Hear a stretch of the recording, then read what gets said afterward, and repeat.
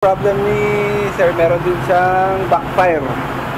Backfire yung car. Kasi wala na nga yung silencer natin, yung stock muffler, kaya may putok na. Pero kaya nating bawasan yan. Tingnan nyo.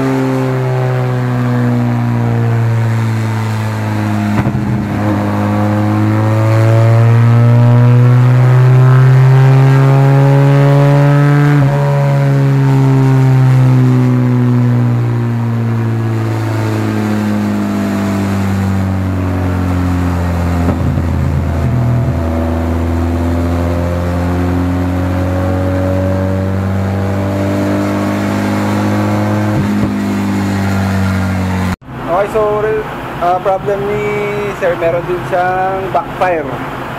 Backfire yung car. Kasi wala na nga yung silencer natin, yung stock muffler, kaya may putok na. Pero kaya nating bawasan yan. Tingnan nyo yung putok-putok niya before and after.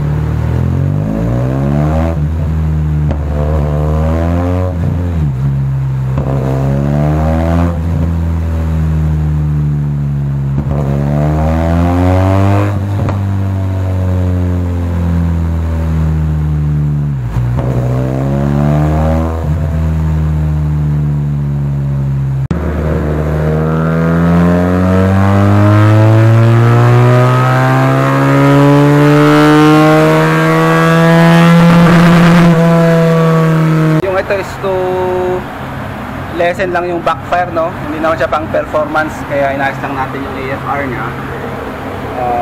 Ito. So ayan, nag-gain lang ng konti lang. Extra lang kasi hindi naman racer. Gusto niya lang na yun. Gusto niya lang na maayos yung mabawasan yung backfire, saka better fuel economy, kaya lang. So masyadong ma-expect guys. Slip-on lang, tsaka stock air filter, yun lang. Tapos minimal na tuning. So, ayan. Pero pag gusto niyo pa ng mas malakas na tuning, meron tayong mga ibang TRK sa YouTube. Panoorin nyo sa FI Moto Clinic na ipinosa ko doon ng mga TRK. Ito kasi, naka-mags siya. Hindi tulad ng ibang TRK na naka-spoke tires kasi mas mabigat to. Kaya ayan, naka-crash guard pa and everything else. So ayun. Don't forget to follow us guys. Kung meron kayong katanungan, please message us sa FI Moto Clinic, Tuning and Big Bike Shop. And thank you and ride safe always.